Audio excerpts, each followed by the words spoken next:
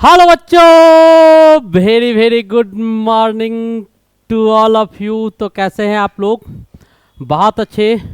तो आज आपके बीच बहुत ही खूबसूरत सा टॉपिक लेके आए हैं। किसका? फिजिक्स का। और आज केमिस्ट्री का लगभग आपका ऑब्जेक्टिव पोर्शन पूरा और चैप्टर वाइज एक एक करके और बहुत सारे कॉन्सेप्ट पूरा 12 का फिनिश कर दिया गया है। इन्हें टोटल चैप्टर का कॉन्सेप्ट मैंने आपको दे दिया है।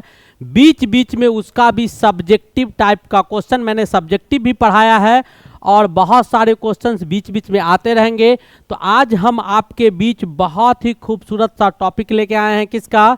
तो आज हम फिजिक्स लेके आपके बीच में उपस्थित है और एक से एक क्वेश्चन। बेटा इसमें जो क्वेश्चन लेके आए हैं फिजिक्स में, ये सारे के सारे लगभग आपको 70 क्वेश्चंस लेके आया गया है। आपको दिखाई दे रहा होगा 70 क्वेश्चंस। आज हम उल्टा चलेंगे। पहला क्लास है इधर का। वैसे तो बहुत सारे आपको पहले बता ही दिए हैं। तो आज मैं आपके बीच बहुत ही बेहतरीन एक एक क्वेश्चन लेके आया हूं और सारे क्वेश्चन फिजिक्स के 70 क्वेश्चन जो है, इसमें अप्रॉक्सीमेटली आपको लगभग सब टाइप का क्वेश्चन और जितना चैप्टर आपके सिलेबस में है सारे सिलेबस को टच करके एक एक क्वेश्चन जैसे आपको बोर्ड में पूछा जाएगा उस टाइप और क्वेश्चन को कैसे अटेम्प्ट करेंगे वो पहले सीखेंगे। बहुत ही इंपॉर्टेंट चीज़ है बेटा, ये बहुत अच्छा चीज़ है। पहले अटेम्प्टिंग सीखेंगे कि फिजिक्स के क्वेश्चन जब आएंगे हमारे पास, मैंने केमिस्ट्री में आप लोग को सिखाया था, तो फिजिक्स के क्वेश्चन को अटेम्प्ट कैसे करेंगे, उसके सॉल्यूशन पॉइंट पर कैसे पहुंचेंगे। अगर मान लीजिए कि हमको नहीं आता हो, उस समय अपने दिमाग को कैसे रिजॉल्व करके आंसर तक सही समय में निर्धारित समय में आपको अचीव किया जाए, ये सब तरीका मैं आपको सिखाऊंगा इस पूरे लेक्चर में। तो शुरू से लास्ट तक आप देखिएगा, बहुत ही बेहतरीन और खूबसूरत ये लेक्चर होने वाला है। 70 क्वेश्चन सब टाइप के क्वेश्चंस है। इसमें आपको न्यूमेरिकल क्वेश्चंस भी आएंगे, बहुत सारे न्यूमेरिकल क्वेश्चंस मैंने लिया है। आपको एनालिटिकल टाइप का क्वेश्चंस भी दिया गया है। आपका थ्योरी से भी क्वेश्चन है, डायरेक्ट थ्योरी से बनेगा। आपको प्रैक्टिकल टाइप का भी क्वेश्चन मैंने डाल दिया है, प्रैक्टिकल टाइप का क्वेश्चन, इससे भी आपको ऑब्जेक्टिव आता है, बिल्कुल आता है। और इतना ही नहीं, इसमें आपको कॉन्सेप्टुअल क्वेश्चन भी लिया गया है। यानी सारे बेसिस पर आधारित आपका ये सेट बहुत ही बेहतरीन होने वाला है। तो लेट अस स्टार्ट नाउ। बहुत जल्दी स्टार्ट होना चाहिए, लेकिन अगर चैनल को सब्सक्राइब नहीं किए हैं तो आप लोग सब्सक्राइब कीजिए। बहुत जल्दी हम ऑनलाइन भी आपके बीच आएंगे और ऑनलाइन जब आएंगे तो आपको सारा जानकारी दे दिया जाएगा। वैसे बहुत लोग कहीं से, बहुत सारे बच्चे का ये कमेंट है हमारे पास कि सर ऑनलाइन आइए, तो घबराना नहीं है, ट्रस्ट करना है। ट्रस्ट करेगा तो बहुत बेहतर, हमेशा सब्र का फल मीठा होता है। तो चलिए बटन दबाइए। अगर सब्सक्राइब नहीं किए हैं तो सब्सक्राइब, लाइक, शेयर, कमेंट कीजिए। अच्छा लगे तो आपके बहुत सारे मित्र और दोस्त होंगे, वहाँ भी आप प्रोसीड कर सकते हैं, बिल्कुल कीजिए। तो चलिए स्टार्ट करते हैं बिना समय गंवाए, क्योंकि क्वेश्चन की संख्या कम नहीं है और आप जब तक मैं इसको इरेज करता हूं आप क्वेश्चन पढ़ लिए होंगे। हमारा पहला नंबर क्वेश्चन क्या है बेटा? 70 से बैक होके चलेंगे, 70 से पीछे की ओर मुड़ते चलेंगे। कैसे बनाते हैं देखिएगा। क्या कहता है? किसी एलसीआर परिपथ में ऊर्जा का क्षय होता है। आपसे यही क्वेश्चन पूछा जा रहा है कि एलसीआर सर्किट दिया हुआ है। कहता है in LCR circuit energy loss takes place. इन 4 ऑप्शन आपके पास दिया हुआ है कि एनर्जी का क्षय होता है एलसीआर सर्किट में। कैसे होगा वही है पहला क्वेश्चन। यहाँ पर ऑप्शन 4 यहाँ भी लिख दिया गया था। यहाँ 4 ऑप्शन है, प्रतिरोधकता में, रेसिस्टेंस में, प्रेरक में, इंडक्टर में, उसके बाद संधारित्र में, कैपेसिटेंस में, और इसमें से सभी 4 ऑप्शन आपको दिए गए। हिंदी इंग्लिश का कहीं से कोई समस्या नहीं होगा। तो बेटा एलसीआर सर्किट जो हमारा होता है, एलसीआर सर्किट, इसमें जो फेज डिफरेंस होते हैं, इसमें क्या होते हैं? जो आपके फेज डिफरेंस होते हैं, आपका जो फेज डिफरेंस होगा between current end voltage, phase difference between current and voltage, between current and voltage, between current and voltage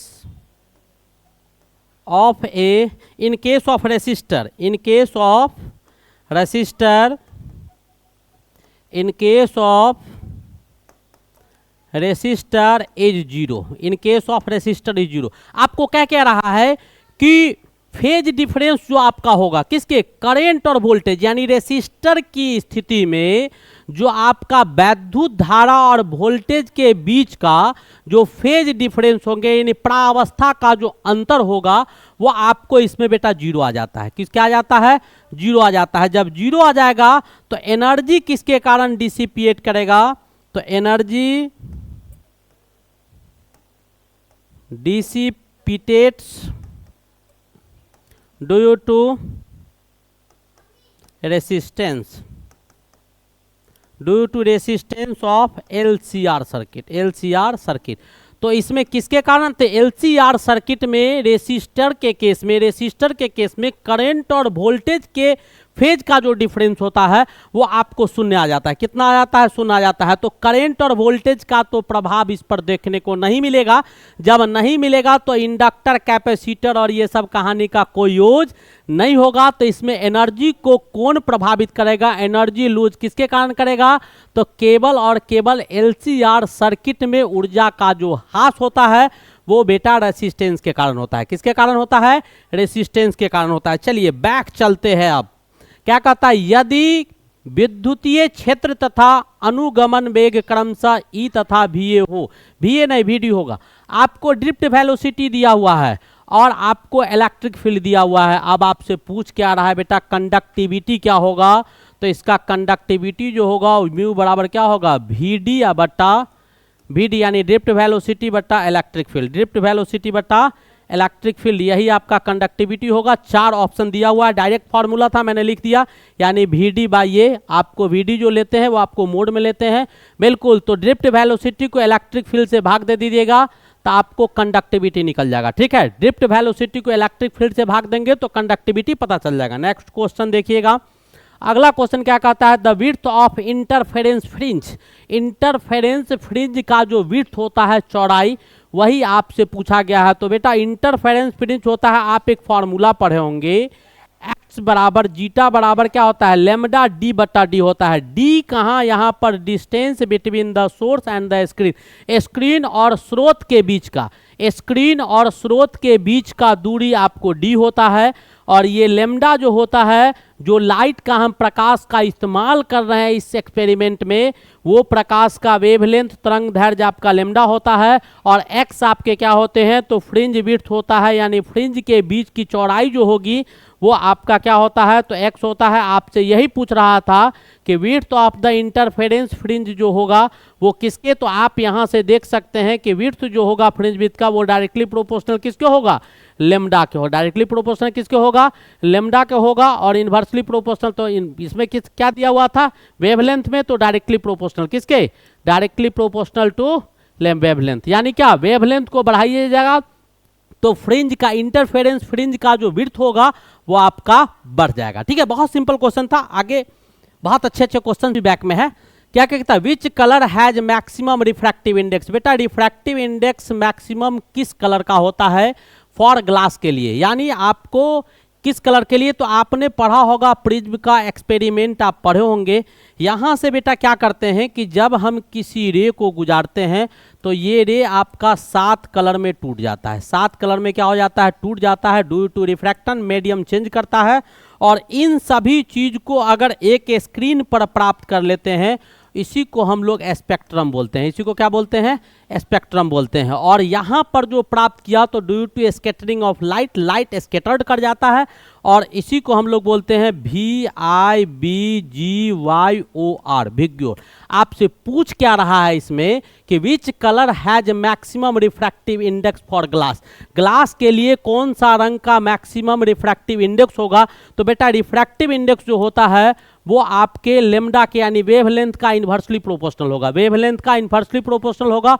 और वेवलेंथ ज्यादा किसका होता है भाई, वेवलेंथ ज्यादा किसका होता है, तो वेवलेंथ ज्यादा जो होगा वो आपका किसका हो जाएगा, मैक्सिमम वेवलेंथ आपका रेड कलर का होगा।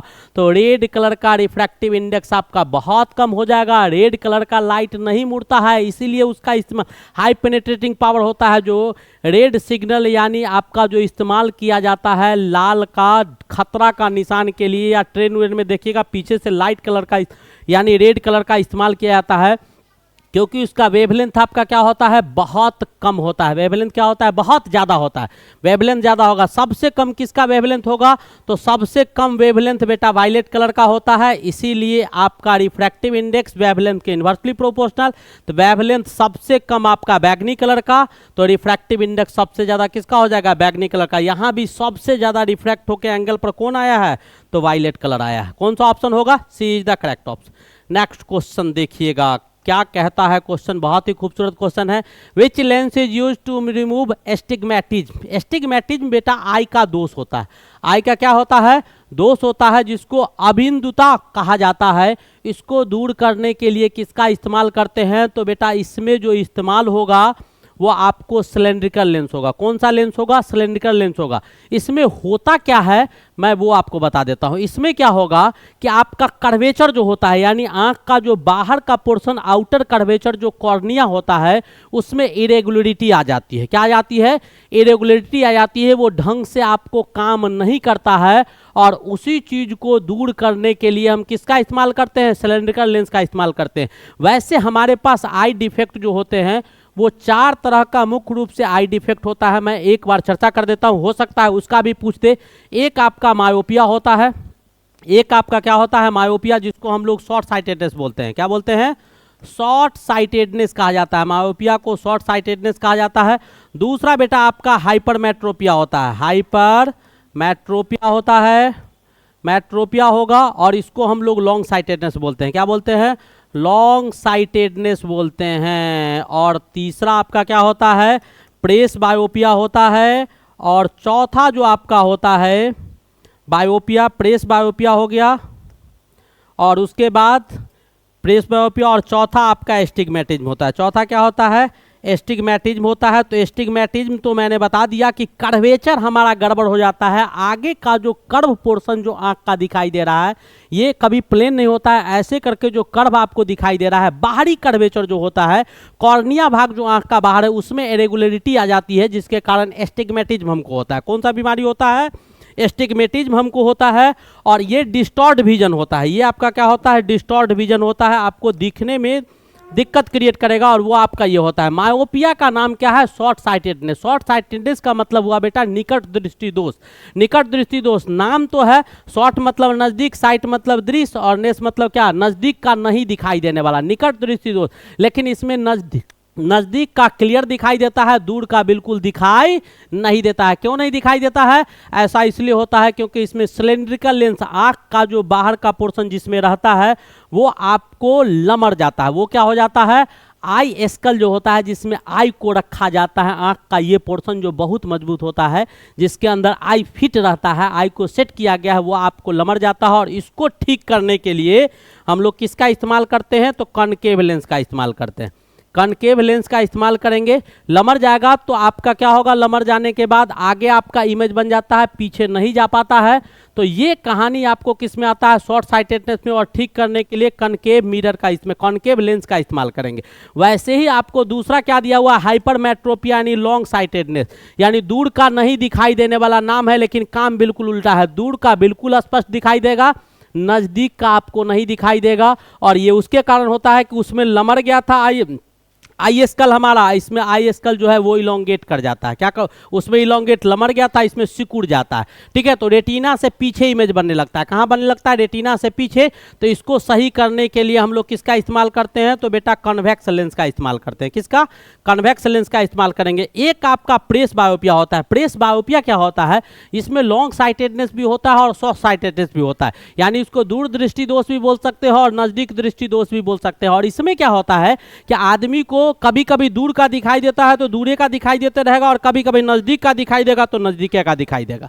ठीक है, और ये कब होता है, तो जैसे जैसे आदमी का उम्र ढलता है, आदमी जब ओल्ड एज में जाता है, वैसे वैसे उसके सारे ऑर्गन्स जो होते हैं, वो काम करने का ऑर्गन्स का जो रेट होता है, काम करने का जो दर होता है, वो धीरे धीरे स्लो हो जाता है। बूढ़े लोग अगर गिरते हैं तो उठने में उनको समस्या होता है। वैसे ही हमारा आइरिस और सिलियरी मसल्स का जो फंक्शन होता है वो आपका स्लो हो जाता है। तुरंत वो फोकल लेंथ, हमारे आई के जो आई लेंस है उसका फोकल लेंथ को जो हमारा आंख का लेंस है उसके फोकल दूरी को बढ़ाने और घटाने में आइरिस और हमारा सिलियरी मसल्स अनकंफर्टेबल हो जाता है, तुरंत घटा बढ़ा नहीं सकता है।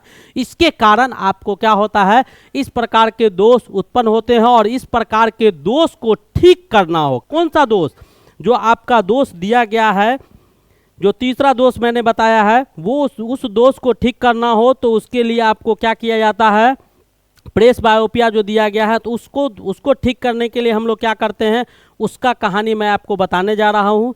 यह आपका कैटरेक्ट होता है, प्रेस बायोपिया बूढ़े में होता है, तो इसमें हम लोग बाईफोकल लेंथ लगा देते हैं। कैसा लगा देते हैं, बाईफोकल लेंस, कनकेव और कन्वेक्स दोनों का संगम होता है, क्योंकि इसमें दोनों प्रकार का दोष पाया जाता है। तो ये सारा कहानी हो गया। तो एस्टिग्मेटिज्म में कौन सा, सिलिंड्रिकल लेंस। तो जितने भी आई डिफेक्ट थे चारों का चारों मैंने आपको एक्सप्लेन कर दिया। नेक्स्ट क्वेश्चन देखिएगा, अगर चैनल को सब्सक्राइब नहीं किया तो सब्सक्राइब करो। इसका पीडीएफ बेटा नीचे, जस्ट इसके नीचे आपको मेरा टेलीग्राम चैनल है और वहां पर इसका टोटल पीडीएफ जो मैं पढ़ाता हूं वो अवेलेबल होता है, वहां से आप प्राप्त कर सकते हैं।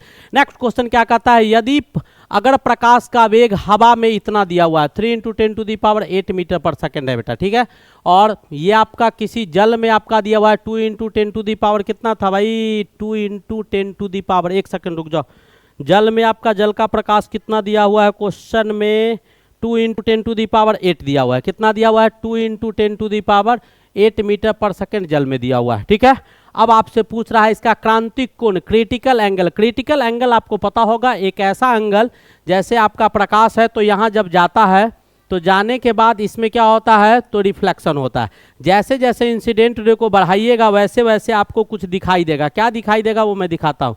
ये आपका ऐसे आ जाएगा, इसके बाद कुछ बढ़ाइएगा तो ये इस पर चला जाएगा, और इसके बाद अगर कुछ बढ़ाइएगा तो ये रिफ्लेक्शन नहीं होकर रिफ्रैक्शन में चला जाता है। कहाँ, एक मीडियम से दूसरे में चला जाता है। तो वह एंगल, जिस एंगल के बाद अगर एंगल को बढ़ाते हैं तो वो रिफ्रैक्शन में चला जाता है, उसी एंगल को क्रिटिकल एंगल कहा जाता है। यानी लास्ट वाला ये जो आपका है, ये आपका क्रिटिकल एंगल है। कौन सा एंगल है, क्रिटिकल एंगल ये हो गया। इसके बाद जैसे ही बढ़ाएंगे तो वो कहाँ चला जाएगा, रिफ्रैक्शन में चला जाएगा, तो वो एंगल आपका क्रिटिकल एंगल होता है। अब आपसे क्वेश्चन क्या पूछ रहा है, वेलोसिटी आपका दिया हुआ है ये, तो आपको एक चीज पता होना चाहिए कि रिफ्रैक्टिव इंडेक्स जो होता है, रिफ्रैक्टिव इंडेक्स जो बेटा होता है वो आपके क्या होते हैं, स्पीड ऑफ लाइट जो मीडियम में होता है उसके इन्वर्सली प्रोपोर्शनल होते हैं। क्या होते हैं, इन्वर्सली प्रोपोर्शनल। जैसे हम लिख सकते हैं कि μ1/μ2 या म्यू एयर बट्टा लिख सकते हैं म्यू वाटर, म्यू एयर बट्टा म्यू वाटर, ठीक है।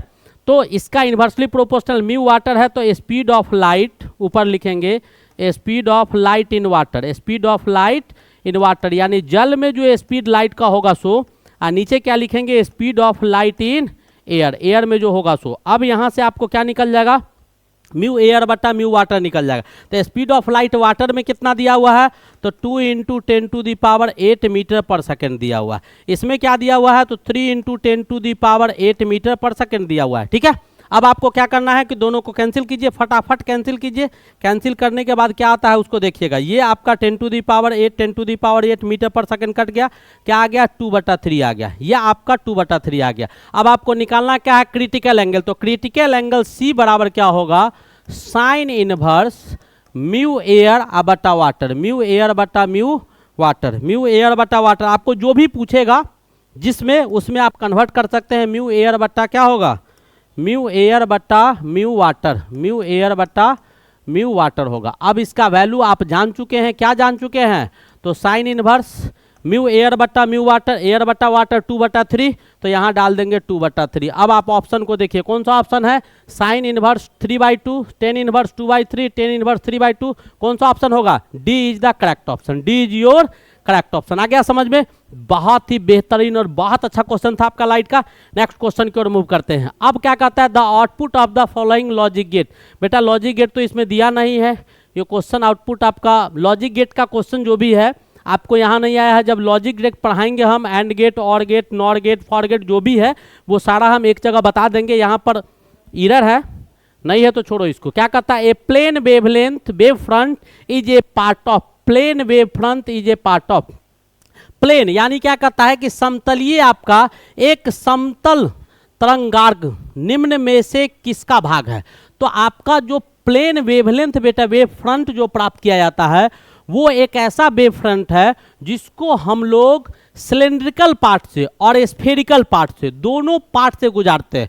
दोनों पार्ट से गुजारिएगा तो दोनों में आपका कैसा वेव फ्रंट प्राप्त होगा, तो आपका प्लेन वेवलेंथ, यानी सिलेंड्रिकल पार्ट से भी लाइट को गुजारिएगा तब भी प्लेन वेव फ्रंट प्राप्त होगा, और आपका स्फेरिकल पार्ट से गुजारिएगा तब भी आपका प्लेन वेव फ्रंट प्राप्त होगा। तो आपका ऑप्शन कौन सा हो जाएगा, एक आपका गोलीय दिया हुआ है स्फेरिकल वेव फ्रंट, एक बेलनाकार, तो इसमें कौन सा ऑप्शन होगा, C is the correct option, both A and B is your correct option. और वेव फ्रंट क्या होता है, तो कहता है a plane wavefront is obtain when a small part of spherical, क्या कहता है, किसी स्फीयर के स्मॉल पार्ट से या फिर किसी सिलेंडर के स्मॉल पार्ट से, क्या कहता है, is obtain when a small part of spherical और cylindrical wavefront originates through a distance source like infinity दिया हुआ है, क्या इन्फिनिटी, यानी क्या कहता है कि दूरी आपका अनंत क्यों न हो, तो कहता है कि जब एक सिलेंड्रिकल वेव फ्रंट को और जब एक स्फेरिकल वेव फ्रंट को इनफाइनाइट सोर्स से अगर लाइट को गुजारा जाता है, दोनों को जहां ओरिजिनेट करवाते हैं तो वहीं पर आपका कौन सा वेव फ्रंट देखने को मिलता है, तो प्लेन वेव फ्रंट का निर्माण होता है, वही चीज लिखा हुआ था। नेक्स्ट क्वेश्चन की ओर मूव करते हैं। अगला क्वेश्चन बोलिवियन वाला तो अभी एंड और गेट, इसका बेटा ये होगा, नैंड गेट दिया हुआ था, आप बना लीजिएगा डायग्राम। नेक्स्ट क्वेश्चन देखते हैं, क्या कहता है, if the length of a potentiometer wire is increased the balance point will be obtained at, क्या कहता है कि पोटेंशियोमीटर वायर का जो लंबाई है उसको बढ़ा दिया जाएगा तो कहता है कि बैलेंस पॉइंट जो होगा वो कहां ऑब्टेन किया जाएगा। तो पहले मैं बेटा बैलेंस पॉइंट बताता हूं, या आपका संतुलित बिंदु जो होता है वो पोटेंशियोमीटर में क्या होता है, संतुलित बिंदु पोटेंशियोमीटर में वह बिंदु होता है जिस बिंदु पर पोटेंशियल डिफरेंस रेसिस्टेंस के बीच जो पोटेंशियल डिफरेंस होगा वो आपको वायर के क्रॉस यानी तार के क्रॉस जो पोटेंशियल डिफरेंस होंगे वो दोनों बराबर हो जाएंगे। एक ऐसा पॉइंट, इसी को बैलेंस पॉइंट कहा जाता है, इसी को क्या कहा जाता है, बैलेंस पॉइंट कहा जाता है। बैलेंस पॉइंट उसी को कहा जाता है, एक ऐसा पॉइंट जिस पॉइंट पर रेसिस्टेंस के क्रॉस जो पोटेंशियल डिफरेंस होगा सो, और वायर के क्रॉस जो पोटेंशियल यानी तार के क्रॉस जो आपके पोटेंशियल डिफरेंस होंगे सो विभवांतर होगा सो, और आपका रेसिस्टर जो दिया हुआ है रेसिस्टर के एलोंग रेसिस्टर के क्रॉस जो पोटेंशियल डिफरेंस होगा विभवांतर होगा सो, दोनों अगर बराबर हो जाता है तो उसी को हम लोग कौन सा पॉइंट बोलते हैं, बैलेंस पॉइंट बोलते हैं। अब जरा इसको समझिएगा, जैसे मान लो कि यहां पर कोई तार था, इसका पोटेंशियोमीटर पॉइंट आपका यहां दिया हुआ है, या मान लो कि 5 मीटर का तार है, 5 मीटर का तार है तो पोटेंशियोमीटर पॉइंट हम मान लेते हैं कि कितना था, 2.5 मीटर पर होगा। अब इस तार को क्या कर दिया गया, 7 मीटर कर दिया गया, ये 5 मीटर का था, ये 7 मीटर कर दिया गया, तो 7 मीटर में भी इसमें आधा है तो इसमें कितना आ जाएगा, 3.5 पर आ जाएगा। तो आप यहाँ 2.5 पर थे, यहाँ कहाँ आ गए, 3.5 पर आ गए, बढ़ा या घटा, तो बढ़ जाता है। तो वही कहता है कि लेंथ अगर पोटेंशियोमीटर वायर के लेंथ को इंक्रीज कर दिया जाता है तो बैलेंस पॉइंट भी क्या कर जाता है, इंक्रीज कर जाता है, शिफ्ट कर जाता है। तो कौन सा ऑप्शन होगा, लार्ज हो जाएगा, लार्जर पॉइंट हो जाएगा, पहले से उसकी दूरी में परिवर्तन आ जाएगा। नेक्स्ट क्वेश्चन देखिएगा, क्या कहता है, बूस्टर का नियम क्या कहता है, ब्रेस्टर का लॉ क्या कहता है। तो ब्रेस्टर बेटा एक लॉ बताया था जिसमें लाइट वेव्स और पोलराइज्ड वेव्स, जो आपका लाइट वेव होता है यानी प्रकाश के तरंग जो होते हैं, और जो आपका पोलराइज्ड लाइट होता है या पोलराइज्ड लाइट वेव्स होते हैं, उसके बीच एक रिलेशन एस्टेब्लिश करने का एक नियम, रिलेशन जो एस्टेब्लिश किया था वही आपको क्या बताता है, ब्रेस्टर का नियम वही चीज बताता है। यानी ब्रेस्टर लॉ आपको क्या बता रहा है, रिलेशनशिप बिटवीन क्या, लाइट वेव्स और पोलराइज्ड वेव्स के बीच जो दोनों के बीच जो संबंध होता है उसी को दिखाने का काम ये करता है। और कैसे, तो म्यू बराबर 10 IP के बराबर, म्यू बराबर 10 IP, जहां पर म्यू आपका रिफ्रैक्टिव इंडेक्स है और IP आपका क्या है, पोलराइज्ड और ब्रेस्टर्स एंगल के बराबर होता है। तो कौन सा ऑप्शन होगा, तो म्यू बराबर साइन IP, म्यू बराबर क्या हो जाएगा, साइन IP कहते हैं 10 IP, म्यू बराबर क्या हो जाएगा 10 IP is your correct answer, यानी option number A is correct one, option number A is correct one, यही आपका ब्रेस्टर का लॉ था। नेक्स्ट क्वेश्चन देखिएगा, हमारा अगला क्वेश्चन क्या कहता है, जरा गौर से देखिएगा, बहुत ही अच्छा क्वेश्चन है। क्या कहता है, the magnifying power of A magnifying lens of power 12 dioptre will be, ये आपका पूछ रहा है कि मैग्नीफाइंग पावर निकालना है मैग्नीफाइंग लेंस का, जिसका पावर कितना दिया हुआ है 12 डायोप्टर दिया हुआ है। तो बेटा पावर जो आपका दिया हुआ है वो कितना दिया हुआ है 12 डायोप्टर दिया हुआ है। तो पावर बराबर क्या होता है 1/f होता है, 1 बाई फोकल लेंथ 1/f यानी 1/12, 1 क्या होगा 12 सेंटीमीटर में। अगर इसको मीटर में चेंज कीजिएगा तो क्या आ जाएगा 1/12, 1/12 बटा 100 हो जाएगा, ये आपके मीटर में आ जाएंगे, यानी 100/12 हो जाएगा। ये किस में आ जाएगा तो आपका मीटर में आ जाएगा। ये आपका पावर दिया हुआ है। आपको पूछ क्या रहा है मैग्नीफाइंग पावर, तो मैग्नीफाइंग पावर जो होता है वो बेटा किसके बराबर होता है 1 + d/f के बराबर होता है, जहां d क्या होता है तो least distance of distinct vision, यानी हमारा नॉर्मल आंख जो है वो किस दूरी तक यानी किस दूरी पर बहुत अच्छी तरह से देख सकता है, काम करता है, जिससे हमारे आंख पर प्रभाव नहीं पड़ता है। तो वो डी आपका least distance of distinct vision होता है, least distance of distinct vision होगा। क्या होगा डिस्टिंक्ट विजन होगा, ये आपका ये हो जाएगा। और इसकी वैल्यू आपका 25 होता है। कितना होता है 25 होता है। अब आपको क्या करना है सो आपको ध्यान में रखना है, तो 1 हो जाएगा और प्लस में डी के जगह पर कितना हो जाएगा 25 हो जाएगा। और यहाँ जब निकालिएगा तो कितना आ जाएगा 100 नीचे आ जाएगा, और ऊपर क्या चला जाएगा तो ऊपर बेटा 12 चला जाएगा, ऊपर क्या चला जाएगा 12 चला जाएगा। अब इसको क्या करना है आपको सॉल्व कर देना है। जैसे ही सॉल्व कीजिएगा तो 25 चौका 100 हो जाएगा, 4 तिहाई 12 हो जाएगा, यानी कितना आ गया 4 आ गया। कौन सा ऑप्शन होगा 4 is your correct option, 4 is your correct option. तो उम्मीद है आपको ये भी क्वेश्चन समझ में आ गया होगा, नो डाउट की समझ में नहीं आया होगा। चलिए नेक्स्ट क्वेश्चन की ओर मूव करते हैं। क्या कहता है कि स्वप्रेरक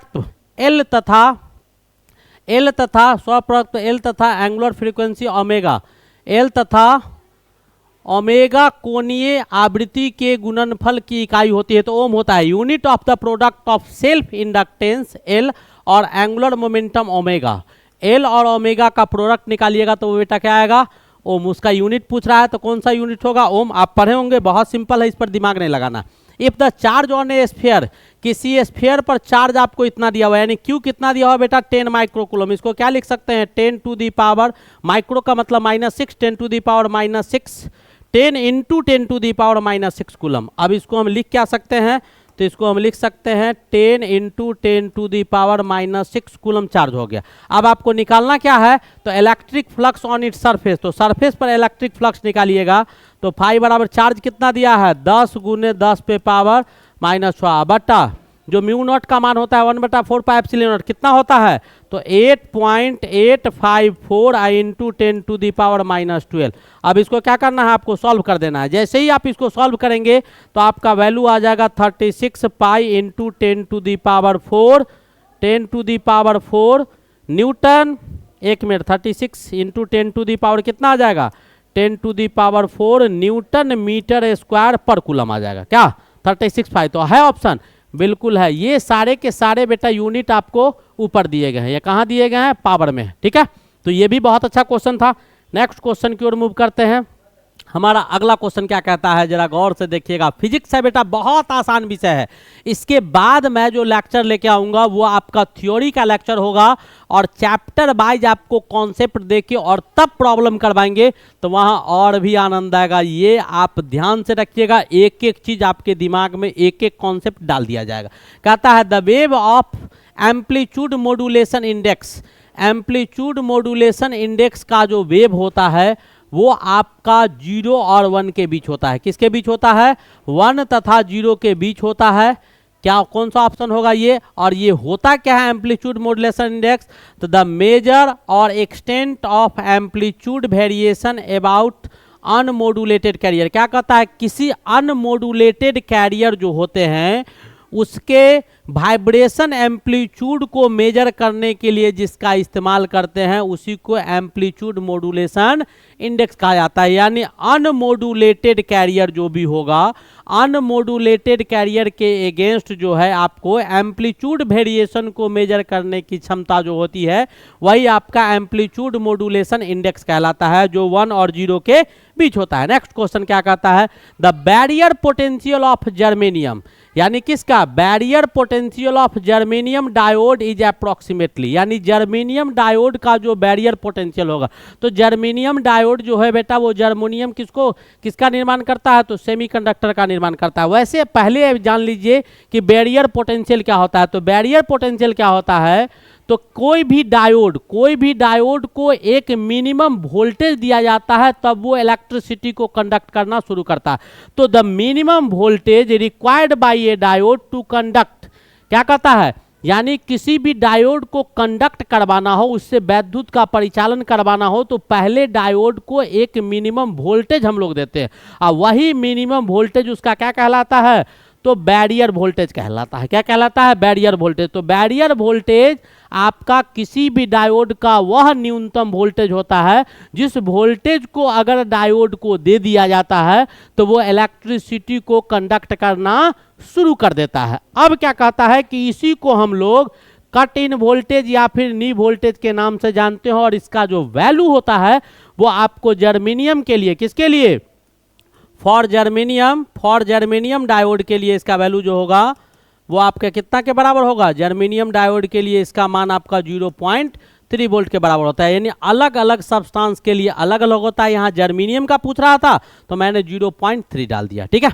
नेक्स्ट क्वेश्चन देखिएगा, अगला क्वेश्चन क्या कहता है, P type semiconductor is electrically क्या होगा, न्यूट्रल। बेटा पी टाइप और एन टाइप, ये जो सेमीकंडक्टर होते हैं ना, सेमीकंडक्टर पी टाइप का हो एन टाइप का हो, तो पी टाइप सेमीकंडक्टर आपको न्यूट्रल होता है। क्यों न्यूट्रल होता है, क्योंकि उसमें बाहर से कोई चार्ज आपको नहीं दिया जाता है। बाहर से क्या किया जाता है, कोई भी चार्ज हम लोग पी टाइप और एन टाइप को नहीं देते हैं, इसीलिए ये आपका क्या हो जाता है, तो बिल्कुल आपका न्यूट्रल हो जाता है। नो डाउट कि आपका न्यूट्रल नहीं होगा, बाहर से इसमें कोई भी चार्ज सप्लाई नहीं करवाया जाता है, तो चार्ज का सप्लाई नहीं होगा तो ये क्या हो जाएगा, न्यूट्रल हो जाएगा। कौन सा ऑप्शन हो जाएगा, B is the correct option, ठीक है।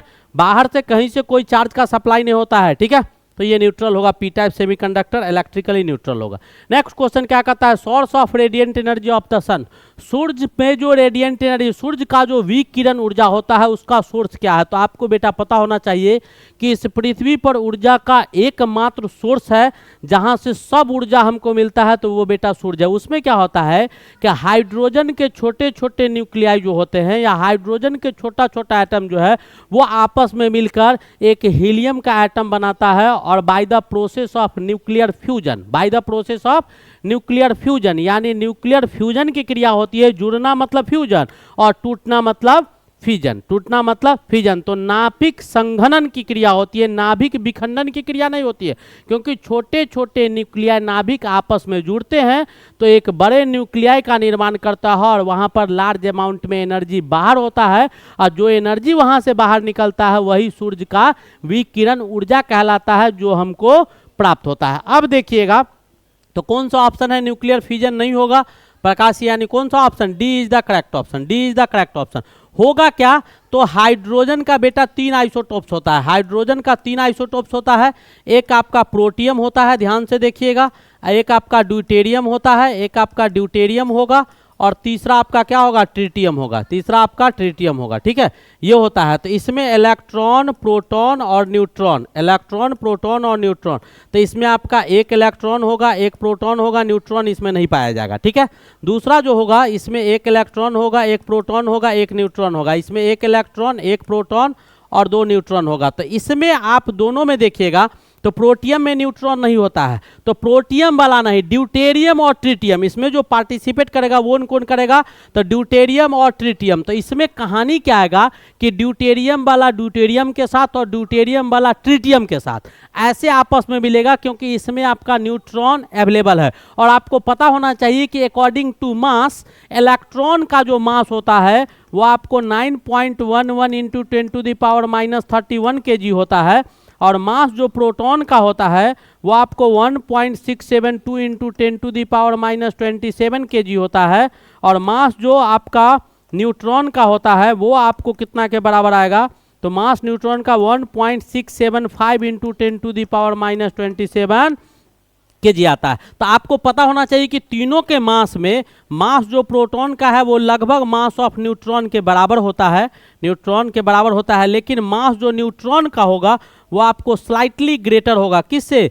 मास ऑफ प्रोटॉन से आपका ज़्यादा होता है। तो ठीक है, तो न्यूट्रॉन जहाँ होंगे मास ज़्यादा होगा, तो जब वो जुड़ेगा तो हाई अमाउंट में एनर्जी भी देगा। हाई अमाउंट में क्या देगा? एनर्जी देगा। मैं आगे एक क्वेश्चन लिया हूँ, उसमें आपको बताएंगे E बराबर mc²। न्यूटन का जो रिलेटिविटी थ्योरी था उससे भी क्वेश्चन हमने लिया है। तो यहाँ पर ड्यूटेरियम क्या होगा? दूगो हाइड्रोजन 2 1 2 1, यानी एगो प्रोटॉन एगो न्यूट्रॉन एगो इलेक्ट्रॉन वाले दोनों मिलेंगे तो हीलियम परमाणु बना लेगा। एक न्यूट्रॉन यहाँ से ये बाहर हो जाएगा और कितना mega electron volt? 3.127 mega electron volt energy निकलेगा। कब? जब आपका दोनों में एक एक न्यूट्रॉन था तब। न्यूक्लियस के अंदर रिएक्शन होता है तो न्यूट्रॉन की बहुत बड़ी भूमिका होती है, याद रखिएगा।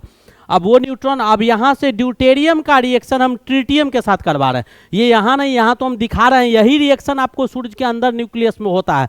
तो ड्यूटेरियम का रिएक्शन अगर हम ट्रिटियम के साथ करवाएंगे तो यहाँ न्यूट्रॉन का संख्या बढ़ जाएगा और तब यहाँ पर एनर्जी जो पहले वाले के कंपैरिजन में आएगा बहुत ज़्यादा आ जाएगा। कैसे? सो देखो, हीलियम यहाँ भी बना लेकिन 3 2 वाला बना था और यहाँ पर आपका क्या बन जाएगा? 4 2 वाला। न्यूट्रॉन एक निकले और एनर्जी कितना निकला? सो देखिए, इससे कितना गुना? लगभग 6 गुना ज़्यादा एनर्जी निकलता है, लगभग 5.5 6 गुना ज़्यादा, यानी 17.59 मेगा इलेक्ट्रॉन वोल्ट एनर्जी निकलता है। ये एनर्जी बेटा कम नहीं है, मैंने इससे भी एक क्वेश्चन लिया है AMU का, वहाँ पर समझाएंगे। ठीक है, तो ये समझ में आ गया होगा, बहुत ही बेहतरीन क्वेश्चन था। नेक्स्ट क्वेश्चन देखते हैं, क्या कहता है? Energy equivalent to 1 AMU। मैंने बोला था अभी कि 1 AMU एनर्जी जो होता है वह किसके इक्विवेलेंट होगा? मेगा इलेक्ट्रॉन वोल्ट में। चलो जरा इसका चर्चा करते हैं। तो एक एनर्जी जो होगा इसको आप निकालेंगे कैसे, वो आपको मैं पहले बताता हूँ। पहले 1 AMU एनर्जी जो होता है बेटा वो क्या होता है कि 1 AMU एनर्जी जो होगा वो 1/12 mass of carbon 12 isotopes. Carbon के आइसोटॉप्स होते हैं, शायद आपको पता होगा। आइसोटॉप्स किसको कहा जाता है? जिसका एटॉमिक नंबर सेम होता है, मास नंबर अलग अलग होता है। तो कार्बन का atomic number 6 12, atomic number 6, carbon का 6 13, कार्बन का 6 14, ये सब होता है। तो ये आइसोटॉप्स हो गए। एटॉमिक नंबर सेम होगा, एटॉमिक मास अलग अलग होगा, इलेक्ट्रॉन प्रोटॉन सेम होंगे, न्यूट्रॉन का संख्या चेंज करेगा, उसी को आइसोटॉप्स कहते हैं। तो आपका 1 AMU जो हो गया वो किसके बराबर आ गया? तो 1/12 मास ऑफ कार्बन एटम के बराबर आया था। अब यहाँ से 1 AMU का मान आपको पता होना चाहिए कितना होता है, वो मैं आपको पढ़ाते वक्त पहले भी बता चुका हूँ। 1 AMU जो होता है वो बेटा बराबर होता है 1.66 गुने 10⁻⁻27 kg के बराबर होगा, या 1.66 गुने 10⁻⁻24 ग्राम के बराबर होगा। ठीक है, यहाँ तक समझ में आ गया। अब according to Einstein theory, according to Einstein theory, कौन सा थ्योरी? आइंस्टीन के थ्योरी के अनुसार, आइंस्टीन का जो रिलेटिविटी थ्योरी था वो क्या था कि E बराबर mc²। E बराबर क्या होता है? mc²। यहाँ पर m के पीछे डेल रहेगा। अब आपको मैं बताता हूँ, मैंने पढ़ा है कि मास पूरे यूनिवर्स में चेंज नहीं करता है। आइंस्टीन ने बताया था, क्या बताया था? E बराबर mc² में कि अगर किसी भी बॉडी को स्पीड ऑफ लाइट से फेंका जाए, यानी 3 × 10⁸ मीटर पर सेकेंड से अगर किसी बॉडी को हम फेंक देते हैं तो उस बॉडी का मास घटना शुरू करेगा और वो मास किस में चेंज कर जाएगा? एनर्जी में चेंज करेगा। मास घटेगा और एनर्जी बढ़ता चला जाएगा। यही थ्योरी आपको आइंस्टीन ने दिया था E बराबर mc² का। अब E बराबर mc² थ्योरी से हम E निकालने जा रहे हैं, तो वो कैसे कैसे निकालेंगे वो कहानी आपको पता होना चाहिए। तो मास जो आपका डेल m है, तो वहाँ से मास डाल दीजिए 1.66 गुने 10⁻⁻27 आपका kg मास है।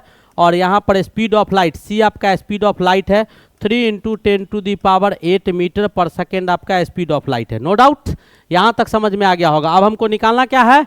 एनर्जी निकालना है। अब हमको क्या निकालना है? एनर्जी निकालना है। इन दोनों को गुना कीजिए और आंसर आप जूल में निकाल लीजिए। तो इन दोनों को गुना कीजिएगा तो आपका 1.49 और गुने 10⁻⁻10 जूल के बराबर आ गया। यानी ये एनर्जी कितना आया? इतना जूल के बराबर आ गया। अब हमको प्राप्त क्या करना है? तो मेगा इलेक्ट्रॉन वोल्ट में 1 AMU जो मेगा इलेक्ट्रॉन वोल्ट में होगा वो आपको वो प्राप्त करना है। कैसे प्राप्त करेंगे? तो अब आपको 1 मेगा वोल्ट एनर्जी को जूल में कन्वर्ट कीजिए। 1 मेगा वोल्ट एनर्जी जो होगा वो कितना जूल के बराबर होता है? तो आपको पता होना चाहिए 1.6 × 10⁻⁻13 जूल के बराबर होगा। कितना जूल के बराबर? इतना जूल के बराबर। अब ई का वैल्यू निकाल दीजिए, तो ई बराबर कितना हो जाएगा भाई इलेक्ट्रॉन वोल्ट में, इतना जूल। यानी इसको जस्ट इन्वर्स कर लेते हैं, यहाँ से समझते हैं, जरा ध्यान से देखिएगा, आपको भी समझ में आएगा, ऑब्वियसली समझ में आएगा। यानी 1.6 इंटू 10⁻⁻13 जूल जो है वो कितना 1 मेगा इलेक्ट्रॉन वोल्ट के बराबर, इतना इलेक्ट्रॉन वोल्ट के बराबर है। तो अब आपका 1 जूल जो होगा वो कितना के बराबर आएगा, तो 1/1.6 इंटू 10⁻⁻13 मेगा इलेक्ट्रॉन वोल्ट के बराबर आ जाएगा। कितना आपका यहाँ आया है, तो यहाँ पर बेटा इतना आया है, इसी को कन्वर्ट कर देना है। तो 1.49 गुने 10⁻⁻10 जूल जो होगा वो कितना के बराबर, तो 1.49 गुने 10⁻⁻10 upon 1.6 into 10⁻⁻13 mega electron volt के बराबर होगा। और इसको निकालिएगा तो 931 मेगा इलेक्ट्रॉन वोल्ट आपके आंसर आ जाएंगे। क्या आ जाएंगे, 931 मेगा इलेक्ट्रॉन वोल्ट आपका आंसर आ जाएगा। कैसे निकाले समझ में आया। मैंने बताया कि एक एमयू एटॉमिक मास यूनिट जो होता है वो आपका क्या होता है, कार्बन 12, कार्बन का आइसोटॉप्स दिखा दिए, आइसोटॉप्स क्या होता है बता दिए, कार्बन 12 आइसोटॉप्स के मास के 1/12 मास किसका होता है, तो 1 एमयू का होता है। और ये जो आपके दिखाए 1 एमयू, इसका मास बेटा इतना के बराबर होता है, ये जानते हैं, हम लोग पढ़े भी हैं, बहुत अच्छे अच्छे क्वेश्चन किए हैं एटॉमिक स्ट्रक्चर में। और आइंस्टीन के थ्योरी से हम क्या किए, यहाँ से एनर्जी जूल में निकाल दिए, तो आपको ये पता चल गया कि 1 एमयू एनर्जी इतना जूल के बराबर हो गया, और 1 मेगा इलेक्ट्रॉन वोल्ट इतना जूल के बराबर होता है। तो इतना जूल में कितना आएगा वो मैंने कैलकुलेट कर दिया। तो कौन सा ऑप्शन आया, D is the correct option. बहुत ही अच्छा क्वेश्चन था, नो डाउट कि क्वेश्चन खराब था, ये नहीं समझना है हमको कि क्वेश्चन खराब था। अब अगला क्वेश्चन देखिए, क्या कहता है कि अल्फा कण का आवेश प्रोटॉन के आवेश का कितना गुणक होता है। तो बेटा अल्फा पार्टिकल्स जो होता है ना, अल्फा पार्टिकल्स को हम लोग हीलियम पार्टिकल्स भी बोलते हैं। क्या बोलते हैं, हीलियम पार्टिकल भी कहा जाता है, ठीक है। और हीलियम पार्टिकल्स जो होगा तो इसमें 2 गो प्रोटॉन पाया जाता है। कितना प्रोटॉन पाया जाता है, 2 गो प्रोटॉन, यानी इस पर +2 चार्ज आता है। कितना आता है, तो अल्फा पार्टिकल्स पर आपका +2 चार्ज आता है। रिलेटिव चार्ज जो प्रोटॉन का होता है वो +1 होता है, ठीक है। अब +2 तो प्रोटॉन के चार्ज के कितना गुना हो गया, 2 गुना हो गया। तो कौन सा ऑप्शन होगा, B is the correct option. समझ में आ गया होगा। नेक्स्ट क्वेश्चन देखिएगा, अगला क्वेश्चन क्या कहता है, Lyman series in hydrogen spectrum. Hydrogen spectrum में क्या किया गया था बेटा, एक लेवल बनाया गया था, ऐसे करके एनर्जी लेवल बनाए गए थे। आपको पता होना चाहिए कि न्यूक्लियस जो होता है उसमें प्रोटॉन और न्यूट्रॉन पाए जाते हैं, और इसके बाहर आपका ऑर्बिट होता है। इस ऑर्बिट में आपको इलेक्ट्रॉन, यानी एनर्जी जब बढ़ता है तो इलेक्ट्रॉन निचला ऑर्बिट से अगला ऑर्बिट में जाता है, एनर्जी गेन करता है तो नीचे से बाहर जाता है, एनर्जी लूज करता है तो बाहर से अंदर आता है। तो ऊपर से जब नीचे यहाँ तक अगर रे आता है, ऐसे करके रे जब आया था, तो ये सीरीज जो आपका दिखाया जा रहा है, नीचे नहीं जाएगा बेटा, ये नीचे नहीं जाएगा, यहाँ तक जाएगा, पहला एनर्जी लेवल में आएगा, ऐसे करके ऊपर से नीचे तक हम इतना ही दिखाए हैं। तो इसको लाइमन सीरीज बोलते हैं। कौन सा सीरीज बोलते हैं, लाइमन सीरीज कहा जाता है। और दूसरा जब दूसरे एनर्जी लेवल में ऊपर से आएगा ऐसे करके, ठीक है, तो इसको हम लोग बाल्मर सीरीज बोलेंगे। क्या बोलेंगे, बाल्मर बोलेंगे। ऐसे अगर तीसरा में आएगा तो इसको हम लोग क्या बोलेंगे, पास्टन बोलेंगे, लाइमन बाल्मर पास्टन बोलेंगे। और ऐसे अगर चौथा में आएगा तो इसको हम लोग क्या बोलेंगे, चौथा में आएगा तो क्या बोलेंगे, ऐसे करके सो ऑन। तो ऐसे अगर चौथा में आपका आ रहा है तब क्या कहेंगे, उसका कहानी देख लेते हैं। चौथा में अगर आएगा ऐसे करके तो आपका इसको हम लोग क्या बोलेंगे, ब्रैकेट बोलेंगे, ठीक है। और इसके बाद 5 में आगे आएगा तो पी फंड होगा, और इसके बाद अगर आएगा तो इसको हम लोग हमफ्री बोलते हैं। क्या बोलते हैं, हमफ्री बोलते हैं। तो ये कुछ सीरीज आपको हाइड्रोजन स्पेक्ट्रम में निकाल के दिखाया गया था, जो सीरीज हमको एनर्जी लेवल के हिसाब से, एनर्जी में डिफरेंस के हिसाब से आपको बताया गया है कि ये स्पेक्ट्रम आपको यहाँ प्राप्त होता है। जैसे हमने प्रिज्म में स्पेक्ट्रम आपको दिखाया कैसे कैसे हुआ, वैसे ही आपका वो इलेक्ट्रोमैग्नेटिक रेखा है वो आपका सिंपल रेखा था, ठीक है, अंतर इतना ही है। अब कहता है कि Lyman series in hydrogen spectrum lies in. तो बेटा लाइमन वाला जो होता है वो आपको अल्ट्रा वायलेट में लाई करता है। किस में लाई करता है, तो अल्ट्रा वायलेट में आपका लाइमन लाई करता है, ठीक है। लाइमन किस में लाई करता है, तो अल्ट्रा वायलेट में लाई करेगा। लाइमन सीरीज जो होगा वो आपके लाइमन सीरीज आपको अल्ट्रा वायलेट में लाई करेगा, अल्ट्रा वायलेट में, अल्ट्रा वायलेट रीजन में लाई करेगा। और बाल्मर सीरीज जो होगा वो आपको किस में लाई करेगा, तो विजिबल में लाई करेगा। मैंने इसका भी कहानी लिया है कि सबका फ्रीक्वेंसी कहाँ कहाँ होता है, तो इससे भी अच्छे अच्छे क्वेश्चन हम पीछे लाए हैं। बैक चल रहे हैं ना, बैक चल रहे हैं तो आगे का चीज बाद में आ रहा है, उसका कॉन्सेप्ट पीछे जा रहा है, उल्टा दिखा रहा है। जब सीधा दिखाते तो पहले पढ़ के आते, ठीक है, वैसे आप लोग पढ़े होंगे। तो ये विजिबल रीजन में आ जाएगा। और उसके बाद जो आपका 4 दिया हुआ है, लाइमन के बाद बाल्मर, बाल्मर के बाद आपके पास्चन्स होते हैं, पास्चन्स के बाद आपका ब्रैकेट होता है, ठीक है, ब्रैकेट के बाद आपका पी फंड होता है, और पी फंड के बाद आपका हम्फ्री होता है। पी फंड के बाद क्या होगा, हम्फ्री होगा। तो ये सारे के सारे जो होंगे वो इंफ्रारेड में होगा। किस में होगा, इंफ्रारेड रीजन में लाई करेगा। इंफ्रारेड रीजन जो होगा उसमें लाई करेगा।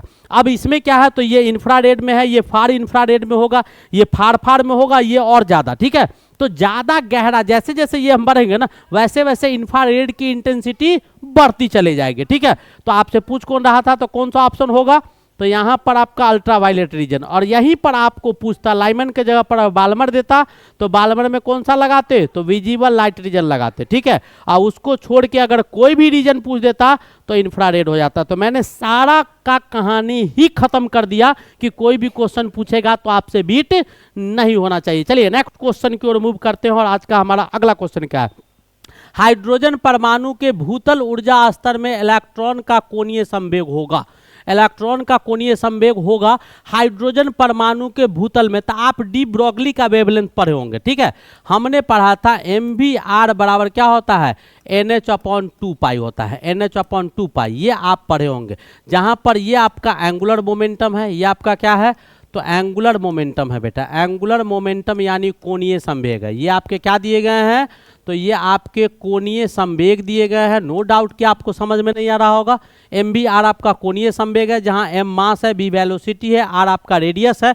जिस सर्कुलर पाथ पर, ये सर्कुलर पाथ है, ये आपका R है, ये आपका वेलोसिटी है, और M मास का कोई बॉडी है, उसका मास आपका क्या दिया हुआ है, M। इस बॉडी का मास M है, V वेलोसिटी से नाप रहा है, सर्कुलर पाथ पर नाच रहा है, तो ये एंगुलर वेलोसिटी MV_R आ गया। H आपका, N आपका इंटीजर है, इंटीजर यानी पूर्णांक है, ठीक है। ये आपके क्या है, तो पूर्णांक है। H आपके प्लैंक्स कांस्टेंट है, ये H आपके क्या है, प्लैंक्स कांस्टेंट है। इसके बहुत सारे वैल्यू मैंने आपको बताया है, 6.626 × 10⁻⁻34 जूल सेकेंड के बराबर। ऐसे बहुत सारे यूनिट अर्ग में जिसमें चाहो। और ये आपका दिया हुआ है। जब हाइड्रोजन स्पेक्ट्रम लेंगे, क्या लेंगे, हाइड्रोजन स्पेक्ट्रम लेंगे। आपका कौन सा स्पेक्ट्रम है, एनर्जी लेवल, हाइड्रोजन एटम। तो फॉर हाइड्रोजन एटम के लिए क्या होगा, हाइड्रोजन एटम में आपका क्या हो जाएगा, n का मान 1 हो जाएगा। एक ऑर्बिट होगा क्योंकि एगो इलेक्ट्रॉन पाया जाता है, ठीक है। n बराबर 1, इसका मतलब MV_R जो होगा वो H/2 के बराबर होगा। यानी एंगुलर मोमेंटम जो आपका P का मान आएगा वो H/2 के बराबर आएगा। कौन सा ऑप्शन हो, B is the correct option. उम्मीद है ये भी क्वेश्चन आपको समझ में आ गया होगा। नेक्स्ट क्वेश्चन देखते हैं। क्या कहता है कि wavelength of a matter waves, ठीक है। वेवलेंथ क्या होगा, तो लैम्डा बराबर क्या होता है, H/P होता है, H/P। जहाँ पर P क्या है, तो मोमेंटम है। P क्या है, मोमेंटम है यानी संवेग आपका P दिया हुआ है, ठीक है। और H क्या है, तो प्लैंक्स कांस्टेंट है। H क्या है, तो प्लैंक्स कांस्टेंट होता है, ये भी आप पढ़े हैं, ठीक है, प्लैंक्स का स्थिरांक। और ये आपके वेवलेंथ यानी तरंग दैर्ध्य है। ये आपका क्या है, वेवलेंथ यानी तरंग दैर्ध्य है। क्या है, तरंग दैर्ध्य आपका वेवलेंथ दिया हुआ है, ठीक है। और इसको हम ऐसे भी लिख सकते हैं, H/P बराबर क्या होता है, मास गुने वेलोसिटी, ऐसे भी लिख सकते हैं। तो कौन सा ऑप्शन होगा, वेवलेंथ जो आपका मैटर वेव का होता है वो किसके बराबर होता है, H/P के बराबर होगा। यानी कौन सा option, A is the correct option. Next question देखते हैं। क्या कहता है, which of the following has minimum stopping potential. Stopping potential क्या होता है बेटा, वो आपको जानना जरूरी है। स्टॉपिंग पोटेंशियल क्या होता है, फटाफट बताओ। स्टॉपिंग पोटेंशियल क्या होता है, what is stopping potential. Stopping potential यानी potential difference needed to, stopping potential किसको बोलते हैं, स्टॉपिंग पोटेंशियल। इसको हम लिख सकते हैं बेटा, पोटेंशियल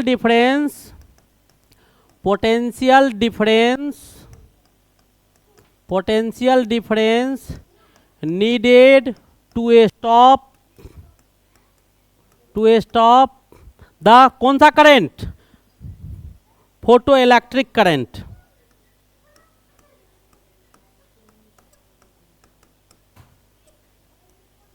कौन सा करंट, यानी फोटो इलेक्ट्रिक करंट को स्टॉप करने के लिए, यानी फोटो इलेक्ट्रिक करंट कहीं से बह रहा है उसको रोक देना है, तो उसको रोकने के लिए जिस पोटेंशियल डिफरेंस का इस्तेमाल करते हैं, जिस विभवांतर का इस्तेमाल करते हैं, उसी को बेटा स्टॉपिंग पोटेंशियल कहा जाता है। क्या कहा जाता है?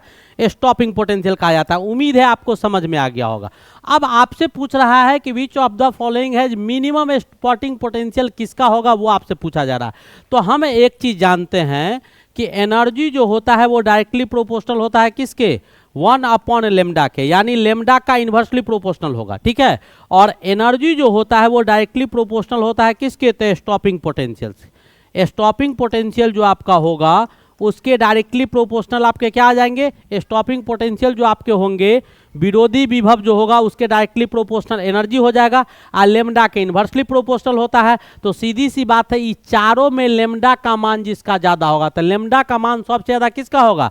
तो रेड लाइट का। रेड लाइट जो होगा, जो प्रकाश आपका लाल होंगे, उसके लेमडा का मान क्या होगा? अधिक होगा। लेमडा का मान अधिक होगा तो इसका स्टॉपिंग पोटेंशियल जो होगा वो क्या होगा? सबसे कम हो जाएगा। स्टॉपिंग पोटेंशियल क्या हो जाएगा?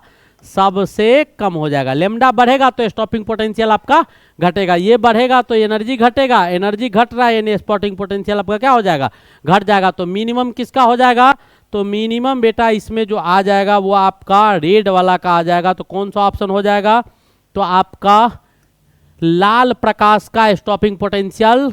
स्टॉपिंग पोटेंशियल लाल प्रकाश का क्या हो जाएगा? सबसे कम हो जाएगा। क्यों कम हो गया? क्योंकि लाल प्रकाश का वेवलेंथ ज़्यादा होता है। वेवलेंथ ज़्यादा होगा तो ऊर्जा कम जाएगा, और ऊर्जा डायरेक्टली प्रोपोर्शनल किसके होता है? स्टॉपिंग पोटेंशियल के। तो स्टॉपिंग पोटेंशियल भी कम जाएंगे। ठीक है, नेक्स्ट क्वेश्चन देखिएगा।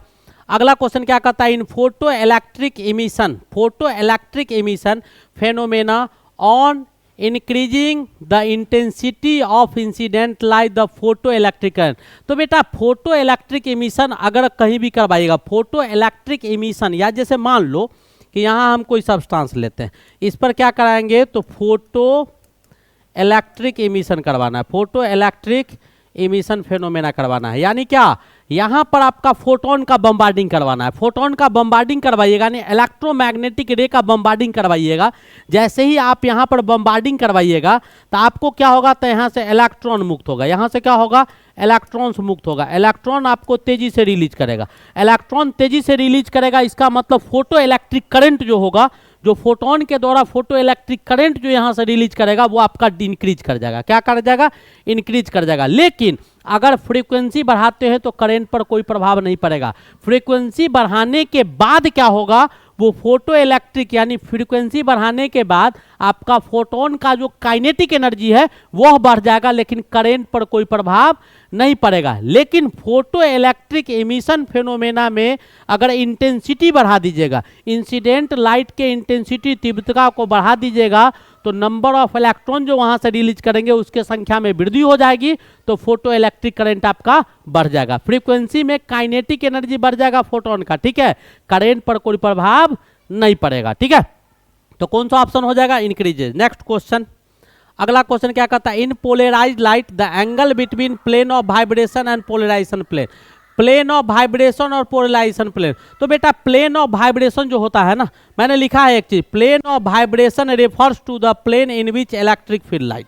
प्लेन ऑफ वाइब्रेशन में इलेक्ट्रिक फील्ड लाई करेगा, तो आपको ये पता होना चाहिए कि प्लेन ऑफ वाइब्रेशन यानी ये इलेक्ट्रिक फील्ड है, ये इलेक्ट्रिक फील्ड है। तो इधर जो आपका दिखाई दे रहा है ना, इधर जो पोर्शन, जैसे ऐसे देखो, तो ये आपका इलेक्ट्रिक फील्ड है, तो ये कौन सा फील्ड हो जाएगा? ये इलेक्ट्रिक फील्ड। तो ये अंगूठा जो दिखाई दे रहा है ये आपका मैग्नेटिक फील्ड हो जाएगा। ये क्या हो जाएगा?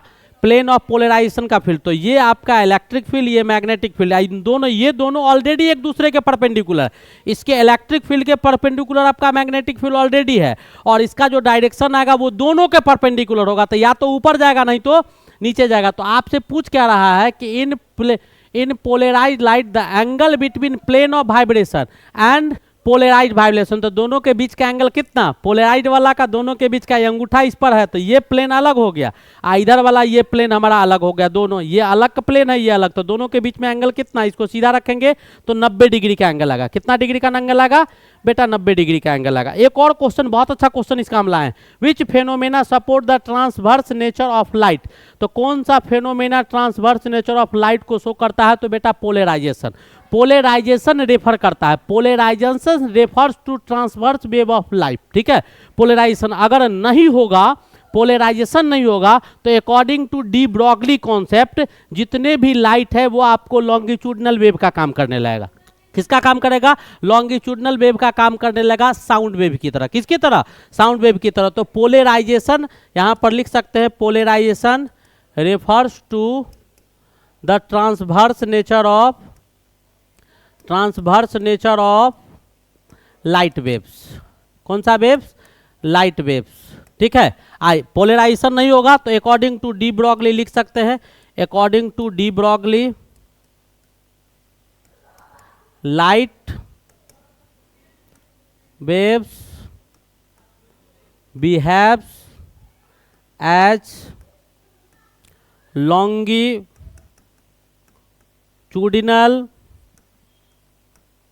वेव्स एज साउंड, ठीक है, एज साउंड। यानी पोलराइजेशन ही ट्रांसवर्स वेव को रेफर करता है, जबकि नहीं करेगा तो डी ब्रॉगली के कॉन्सेप्ट के अनुसार आपको ये कैसा काम करने लगेगा? तो बिल्कुल आपका लाइट वेव्स की तरह काम करने लगेगा। बिल्कुल समझ में आ गया होगा, नो डाउट कि समझ में नहीं आया होगा, ठीक है, समझ में आ गया। चलिए नेक्स्ट कॉन्सेप्ट देखते हैं। अगला कॉन्सेप्ट क्या है? अब कहता है two light waves of equal magnitude and equal wavelength, यानी इक्वल मैग्नीट्यूड है, एम्पलीट्यूड है, equal wavelength are superimposed, दोनों को आपस में मिला दिया जाता है। The amplitude of resultant wave is maximum, amplitude जो रिजल्टेंट वेव का मैक्सिमम होगा जब फेज डिफरेंस दोनों के बीच का कितना होगा वही आपको बताना है। दो लाइट वेव्स आपको लिया गया है, तो बेटा मान लो कि दोनों का ए आर अगर लेते हैं सुपर इम्पोज करने के बाद, तो दोनों का वैल्यू क्या होगा? a1 का स्क्वायर आप प्लस a2 का स्क्वायर, आपने पढ़ा है 2a1 a2 और कॉस थीटा, 2a1 a2 और कॉस थीटा। तो अब इसमें थीटा का मान कितना आना चाहिए भाई? ये वैल्यू ए आर आपका मैक्सिमम कब होगा? ए आर आपके मैक्सिमम कब होंगे?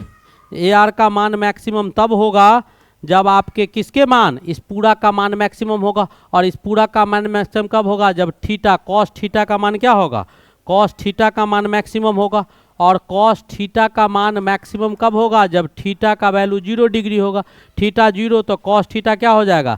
1 हो जाएगा, क्योंकि कॉस थीटा का वैल्यू आपको -1 से +1 के बीच में ही रहता है, तो ज़्यादा +1 आएगा। तो इसको क्या करना होगा? +1 लाना होगा। तो +1 लाने के लिए थीटा का मान कितना लेना होगा? 0 लेना होगा। कौन सा ऑप्शन होगा? ए इज द करेक्ट ऑप्शन। ए आपका क्या होगा? बिल्कुल सही ऑप्शन होगा। नेक्स्ट क्वेश्चन देखिएगा, क्या कहता है? खगोलीय दूरदर्शी में अंतरिक्ष क्या कहता है? अंतिम प्रतिबिंब होता है। यानी आपका जो बेटा फाइनल इमेज आपका एस्ट्रोबिकल यानी एस्ट्रोनॉमिकल, इससे क्या करते हैं? तो ये आपको काहे इस्तेमाल करते हैं? इसीलिए इस्तेमाल करते हैं कि दूर का, बहुत दूर का वस्तु जो छोटा दिखाई दे रहा है वो हमको बड़ा दिखाई दे, क्लियर दिखाई दे। तो कैसा बनाएगा वही आपसे पूछ रहा है। तो बेटा वर्चुअल बनाएगा, वर्चुअल बनाएगा, इन्वर्टेड बनाएगा, और क्या बनाएगा? तो इनलार्ज बनाएगा। और क्या बनाएगा? इनलार्ज, यानी बड़ा करके दिखाएगा, वर्चुअल दिखाएगा, उल्टा दिखाएगा, ठीक है। तो कौन सा ऑप्शन होगा? काल्पनिक और उल्टा और बड़ा, काल्पनिक, उल्टा और बड़ा। क्या कहता है? टू लेंस ऑफ 3D, यानी ये इसका पावर एक का 3D है, एक का -2D है, ठीक है। पावर्स कंबाइन किया गया है और एक लेंस बना दिया गया। दोनों को जोड़कर एक लेंस बना दिया, तो मान लो दोनों को जोड़कर P बना, तो ये P1 मान लेते हैं और ये आपका P2 मान लेते हैं। तो P1 आप प्लस क्या हो जाएगा? P2, यानी क्या? 3 डायोप्टर आप प्लस में -2 डायोप्टर, दोनों को जोड़ देंगे तो एक डायोप्टर आ जाएगा। आप पूछ रहा है what is the focal length? तो फोकल लेंथ P बराबर क्या होगा? 1/f होगा। 1/f यानी 1/1 यानी क्या? 1। कितना? 1 मीटर। मीटर में है तो 1 मीटर। कौन सा ऑप्शन होगा? C is the correct option. C is the correct option. यही आपसे पूछ रहा था कि दो अलग अलग पावर वाले लेंस को आपस में जोड़कर एक लेंस बना दिया जाता है, मैंने जोड़ दिया। और पावर फोकल लेंस का इन्वर्सली प्रोपोर्शनल है, P बराबर 1/f। अब कहता है for total internal refraction, total internal refraction यानी क्या? टोटल का टोटल गया और इंटरनली उसी में आ गया, यही ना टोटल इंटरनल रिफ्रैक्शन। उसके ऊपर अगर चलेंगे ना तो क्रिटिकल एंगल क्रॉस कर जाएगा, ठीक है। तो रिफ्लेक्शन नहीं होकर रिफ्रैक्शन होना शुरू कर देगा, उसी को टोटल इंटरनल रिफ्रैक्शन यानी क्रिटिकल एंगल पर। उससे बाहर अगर बढ़ेंगे ना एंगल का मान, तो रिफ्लेक्शन आपका रिफ्रैक्शन में कन्वर्ट हो जाएगा। For total internal refraction if the value of critical angle का वैल्यू फॉर एनी मीडियम, किसी भी माध्यम के लिए आपका 30 दिया हुआ है, तो स्पीड ऑफ लाइट उस मीडियम में क्या होगा। तो आपको बेटा पता होना चाहिए कि रिफ्रैक्टिव इंडेक्स जो होता है वो 1/sin c के बराबर होता है। रिफ्रैक्टिव एंगल जो होगा वो किसके बराबर होगा, 1/sin c के बराबर, sin c के बराबर। c आपका क्या है, तो क्रिटिकल एंगल है। कौन सा एंगल है, क्रिटिकल एंगल है। आपको क्रिटिकल एंगल कितना दिया हुआ है, 30 degree, 1/sin 30 degree. sin 30 degree का मान क्या होगा, तो 1/2 होगा, कट के क्या आ जाएगा 2। तो आपको म्यू का मान आ गया। आपको पूछ के रहता है स्पीड, तो स्पीड जो होगा वो स्पीड क्या होगा, तो स्पीड बराबर क्या होता है, तो सी या बट्टा म्यू होता है, सी बट्टा म्यू। सी आपका स्पीड ऑफ लाइट है, सी आपका स्पीड ऑफ लाइट है। स्पीड ऑफ लाइट क्या हो जाएगा, 3 × 10⁸ मीटर पर सेकेंड। और म्यू का मान कितना आया है, तो 2 आया है, डिवाइड कर दो, तो 1.5 × 10⁸ मीटर पर सेकेंड। कौन सा ऑप्शन होगा, फटाफट ऑप्शन को टिक करो। कौन सा ऑप्शन आएगा भाई, 1.5 × 10 ये पावर 8 में है बेटा, ऊपर है, ठीक है, 1.5 × 10⁸ मीटर पर सेकेंड। तो मैंने समझ लिया कि म्यू रिफ्रैक्टिव इंडेक्स क्या होता है, क्रिटिकल एंगल का इन्वर्स होगा। क्रिटिकल एंगल बढ़ाएंगे तो रिफ्रैक्टिव इंडेक्स घटेगा, तो 1/sin c। सी आपका 30 दिया हुआ था, ये निकाल दिए, स्पीड बराबर c बटा म्यू होता है, ठीक है, डाल दिए, वैल्यू निकाल दिए। नेक्स्ट क्वेश्चन देखिएगा क्या कहता है, बहुत ही बेहतरीन और बहुत अच्छा क्वेश्चन है, मैंने बताया है आपको। क्या कहता है, 1/2 एप्सिलॉन नॉट और ई स्क्वायर, यानी इलेक्ट्रिक फील्ड, और इसका वैल्यू निकालना है। बेटा इसमें बहुत कुछ लिखा हुआ है, इतना कुछ करने की आवश्यकता नहीं है, मैं आपको इसको दिखाता हूँ। ये सब बहुत कुछ अलाइन बलाइन लिखा हुआ है, पता ना हो सकता है देखे होंगे करके क्या है नहीं है, तो उसका कहानी होगा, आपको मैं दिखाता हूँ, आप ज़रा ध्यान से देखिएगा। आपका क्या है, इलेक्ट्रिक फील्ड है, तो इलेक्ट्रिक फील्ड क्या होता है, तो E बराबर F/Q होता है, F/Q होता है। जरा ध्यान से समझिएगा क्या आता है, आंसर हो सकता है ऑप्शन भी कहीं इरर हो प्रिंटिंग में, तो E बराबर F/Q होता है। F का जो होता है डायमेंशन वो क्या होता है, तो F का डायमेंशन लिखाएगा, तो F बराबर क्या होगा, सिंपल मास गुने एक्सेलरेशन, मास का m होगा, एक्सेलरेशन वेलोसिटी बटा टाइम, तो वेलोसिटी का LT-2, यानी इसका आ जाएगा MLT-2, फोर्स का ML2-2, और I बराबर क्या हो जाता है, तो QT हो जाता है, I बराबर QT, तो Q बराबर क्या हो जाएगा, IT हो जाएगा। तो इसका क्या लिख देंगे, I और T लिख देंगे, क्या लिख देंगे, IT। तो यहाँ क्या आ जाएगा आपका I और T आ जाएगा, I और T आ जाएगा। चाहे इतना काहे करोगे, इतना मत करो, इतना करने से कोई फायदा मेरे ख्याल से नहीं है, अभी रुक जाओ, अभी रुक जाओ। E बराबर F/Q होता है, और F बराबर 1/4 pi epsilon not Q square बटा क्या होगा, Q स्क्वायर बटा R स्क्वायर होगा, 1/Q बटा R स्क्वायर। तो यहाँ से एप्सिलॉन नॉट निकालिएगा, तो आप कांस्टेंट को छोड़ दीजिएगा, किसको छोड़ दीजिएगा, कांस्टेंट को छोड़ देना है, तो कांस्टेंट को छोड़िएगा। E बराबर 1/4 पाई एप्सिलॉन नॉट, तो 1/4 आपका छूट जाएगा। एप्सिलॉन नॉट को इधर लाइएगा, तो एप्सिलॉन नॉट इधर आएगा तो क्या आ जाएगा, एप्सिलॉन नॉट बराबर क्या, Q स्क्वायर अब बट्टा ये F, ये फोर्स था, F बराबर ये था, तो Q स्क्वायर ऊपर रहेगा, R स्क्वायर रहेगा, F रहेगा। अब दोनों को क्या करो, गुना कर दो। यहाँ जो दिया हुआ है आपको क्या दिया हुआ है कि एप्सिलॉन नॉट और गुने E स्क्वायर का निकालना है, तो एप्सिलॉन नॉट का वैल्यू क्या आ रहा है बेटा, जो काम का है उसको रखो, Q स्क्वायर, अब बट्टा क्या है, R स्क्वायर, और गुने में क्या दिया हुआ है, F, ठीक है। उसके बाद E स्क्वायर है, तो E का वैल्यू क्या आया है, तो F/Q आ रहा है, दोनों में सेम था इसीलिए हम ऐसा कर रहे हैं, इसका स्क्वायर कर दीजिएगा। अब क्या आ जाएगा, Q स्क्वायर यहाँ आ जाएगा, F स्क्वायर यहाँ आ जाएगा, और नीचे में आपका यहाँ पर Q स्क्वायर था, नीचे में आपका क्या आ जाएगा, R स्क्वायर आ जाएगा, यहाँ पर F आ जाएगा, ठीक है। अब इसके बाद और गुने इसका Q स्क्वायर जो है वो यहाँ आ जाएगा। अब जो कटने वाला है बेटा उसको काटो, कटने वाला जो है ना उसको काटिए, तो Q स्क्वायर से कट गया, एगो F से एगो F कट गया, बचा ऊपर में F, और नीचे क्या बच गया, R स्क्वायर। तो F का क्या होता है, तो MLT-2 होता है, और R का क्या हो जाएगा, तो L2 हो जाएगा, ठीक है। अब इसको ऊपर भेज दीजिए तो क्या हो जाएगा, ML-1 हो जाएगा, और T-2 हो जाएगा, ML-1 और T-2, तो ML-1 T-2 कौन सा ऑप्शन होगा, बिल्कुल C is the correct option. आ गया समझ में। तो ऐसे क्वेश्चंस भी आपको आएंगे तो आपको फार्मूला पता होना चाहिए। जब तक फार्मूला यही आपका क्वेश्चन था, जो इरर था मैंने लिख दिया था, E बराबर F/Q होता है, यहाँ से एप्सिलॉन नॉट निकाल दिए, दोनों को यहाँ गुना कर दिए, जो काम का था 1/2 को काट दिए, जो आया उसको निकाल दिए, ठीक है। वेरी सिंपल, आप भी ऐसे ही कैलकुलेट कीजिएगा। नेक्स्ट क्वेश्चन की ओर बढ़ते हैं। क्या कहता है, the direction of transmission of electromagnetic wave. मैंने बताया था इलेक्ट्रिक फील्ड ऐसे है, इलेक्ट्रिक फील्ड ऐसे है और इसके परपेंडिकुलर आपके मैग्नेटिक फील्ड है, और दोनों का डायरेक्शन जो होगा वो दोनों का क्रॉस प्रोडक्ट होगा। ठीक है, इलेक्ट्रिक फील्ड गुने दोनों पर परपेंडिकुलर होगा, तो डायरेक्शन जो सी होगा वो ई क्रॉस बी होगा। ये आपके इलेक्ट्रिक फील्ड हो गए, ठीक है, ये आपके मैग्नेटिक फील्ड होगा और ये डायरेक्शन हो गया। तो आपसे direction of the transmission of electromagnetic wave, यानी इलेक्ट्रिक बिहेवियर भी मैग्नेटिक बिहेवियर भी। तो इलेक्ट्रिक बिहेवियर एक प्लेन पर, मैग्नेटिक एक प्लेन पर, दोनों ऑलरेडी परपेंडिकुलर, और तीसरा जो आएगा, जैसे मान लो ये इलेक्ट्रिक है, ये मैग्नेटिक है, तो ये आपका किसका होगा, इसके ट्रांसवर्स वेव का, यानी तीनों एक दूसरे पर 90 डिग्री होगा। इससे पहले भी एक क्वेश्चन हम लोग पहले किए हैं, वहां बताए थे। तो ये आपका आएगा, तो वो किससे निकालेंगे, तो सी ई क्रॉस बी से निकालेंगे। कौन सा ऑप्शन होगा, D is the correct option. Vector quantity ये लगा भी सकता है, नहीं दिया है तो रहने दो। नेक्स्ट, या छूटा हुआ होगा। नेक्स्ट क्वेश्चन क्या कहता है, waves of maximum frequency. Maximum frequency का वेव क्या होगा। बेटा एक मिनट, इससे पहले यहाँ पर देखो, मैं कुछ लेके आया हूँ आपके लिए, पूरा वेव का कहानी खत्म कर दी है कि इससे बाद अब समस्या होगा ही नहीं। अब देखिए, मैंने पढ़ाया है तो वहाँ तो बताया है, ये आपका वेव का एक सीरीज है बेटा, ये पूरा वेव का एक आपका डायग्राम इलेक्ट्रोमैग्नेटिक वेव का है। ये आपके ईएम वेव के स्पेक्ट्रम दिए गए हैं, ईएम वेव के स्पेक्ट्रम दिए गए हैं, और इसमें जो भी आएगा ना, इसमें जितने भी वेव आएंगे वो आपके इलेक्ट्रोमैग्नेटिक हो गए। इसको छोड़ के जो भी आएगा ना वो इलेक्ट्रोमैग्नेटिक वेव नहीं होगा, उसमें वेव नेचर नहीं पाया जाएगा। कौन सा नेचर पाया जाएगा, पार्टिकल नेचर पाया जाएगा। ध्यान से देखिएगा, इधर आपका क्या दिया हुआ है, तो निम्न फ्रीक्वेंसी है, ये आपका क्या है, निम्न फ्रीक्वेंसी है, निम्न ऊर्जा है। ठीक है, इधर आपको निम्न है, इधर आपका अधिक क्या है, लॉन्गर वेवलेंथ है, यानी मैक्सिमम दूरी है। ठीक है, तो इधर से जब इधर बढ़ेंगे ना तो आपका क्या होगा, फ्रीक्वेंसी बढ़ेगा, आवृत्ति इधर से इधर बढ़ेगा, ऊर्जा भी इधर से इधर बढ़ेगा, यानी ये कम पावरफुल होगा, एनर्जी इधर वाला का कम होगा। जैसे इसे दाहिना जाएंगे एनर्जी भी बढ़ेगा। और तीसरा चीज, इधर वाला का वेवलेंथ छोटा है, इधर जाएंगे तो तरंग दैर्ध्य भी बढ़ेगा। कैसे कैसे वो ध्यान से देखिएगा। ये आपके रेडियो वेव से कहाँ तक 3 × 10⁻14 से लेके 3 × 10⁹, यानी 3 × 10⁻9 एंगस्ट्रम से लेके 3 × 10⁻14 एंगस्ट्रम वेवलेंथ वाले जो रे होते हैं उसको रेडियो वेव्स कहा जाता है। ये माइक्रो इलेक्ट्रोमैग्नेटिक वेव है।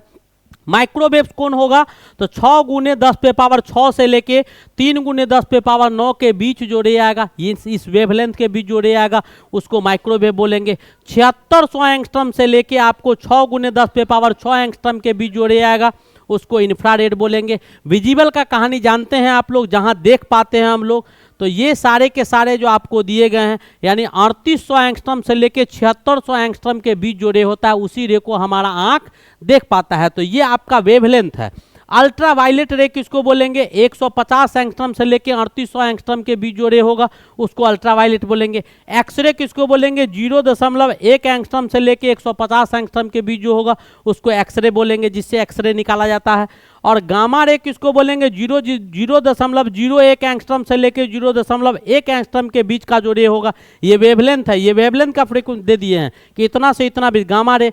और कॉस्मिक रे क्या होगा, 10⁻⁻4 एंगस्ट्रम से लेके 0.01 एंगस्ट्रम के बीच जो रे होगा उसको कॉस्मिक रे बोलेंगे। तो कॉस्मिक रे का फ्रीक्वेंसी बहुत ज़्यादा होता है, आवृत्ति ज़्यादा होगा, एनर्जी ज़्यादा होगा, और वेवलेंथ इस सब का क्या है, छोटा है। और उधर वाला का वेवलेंथ क्या है, 3 × 10⁻14। तो वेवलेंथ उधर वाला का तो वेवलेंथ बढ़ेगा। तो इससे ये पता चल रहा है कि वेवलेंथ आपका इन्वर्सली प्रोपोर्शनल होगा एनर्जी का।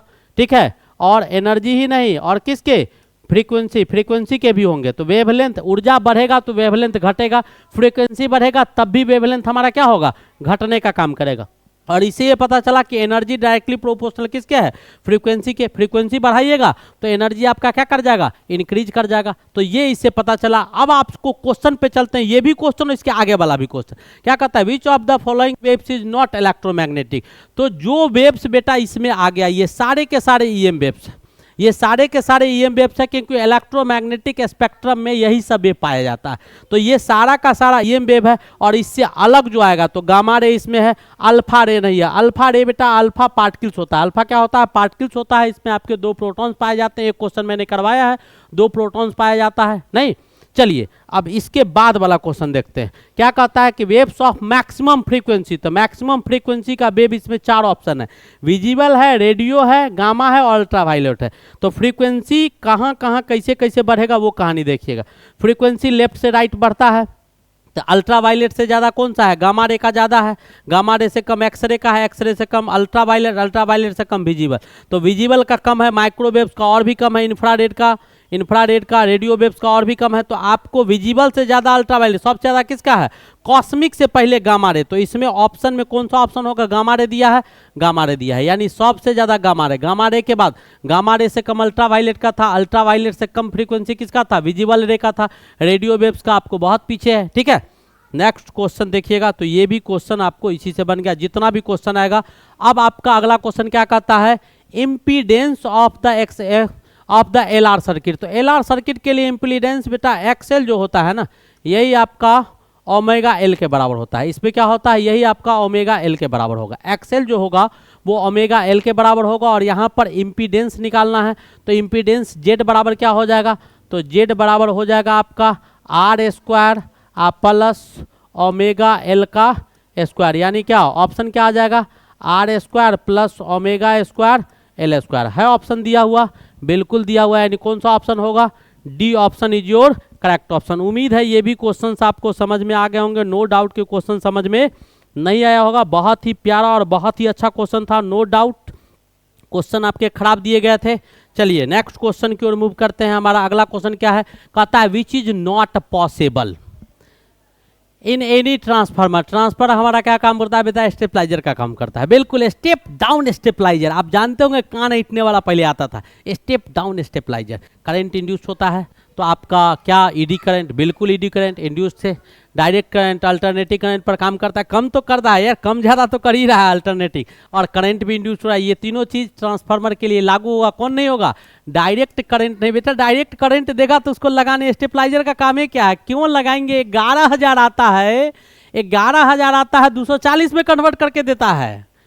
बड़ा वाला तार आता है, उससे वो चार्ज होकर कम करके देता है। तो कौन सा ऑप्शन होगा, direct current is your correct option. Next question देखिएगा, the power factor of the purely inductive power inductive circuit. क्या कहता है कि विशुद्ध प्रेरक परिपथ में शक्ति गुणांक का मान होगा। तो ये बेटा क्या होगा, पावर फैक्टर आपको निकालना है। पावर फैक्टर आपको क्या करना है, निकालना है। तो पावर इंडक्टिव सर्किट का, जो आपके इंडक्टिव सर्किट होंगे उसका पावर शून्य हो जाएगा। क्या हो जाएगा, पावर इसका जीरो हो जाएगा। जब पावर जीरो हो जाएगा तो पावर फैक्टर कैसे निकालेंगे, वो कहानी जानना जरूरी है। कैसे निकालेंगे, फटाफट निकालो तो। कैसे निकालेंगे, पावर फैक्टर क्या होता है, आर बटा जेड के बराबर होता है।